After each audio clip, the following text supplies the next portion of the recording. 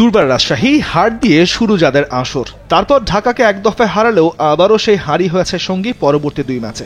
ঘরোয়া ক্রিকেটে চমক দেখানো জিসান আলম দলের জন্য এখনো হতে পারেননি ব্যাট হাতে কার্যকর। বিজয় রাব্বি, বায়ার্ন বার্লরা ব্যাট হাতে দুর্দান্ত করলেও এখনো পারেননি জয় নিয়ে মাঠ ছাড়ার নিয়মিত অভ্যাসটা করতে। তাসকিন আসরের সর্বোচ্চ উইকেট সংগ্রাহক, এক ইনিংসে 7 উইকেট নিয়ে চলতি আসরেই করেছেন বিশ্ব রেকর্ড। তারপরও জয়টাই যেন আসছে না এই দলটার।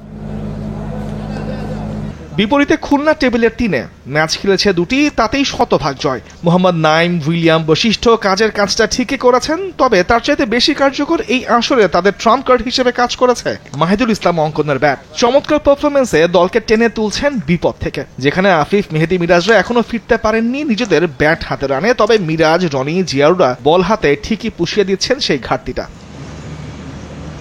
এদিকে দিনের দ্বিতীয় ম্যাচে মাঠে নামবে আসরের সবচাইতে খারাপ সময় কাটানো 2 দল, ঢাকা ক্যাপিটালস আর সিলেট স্ট্রাইকার।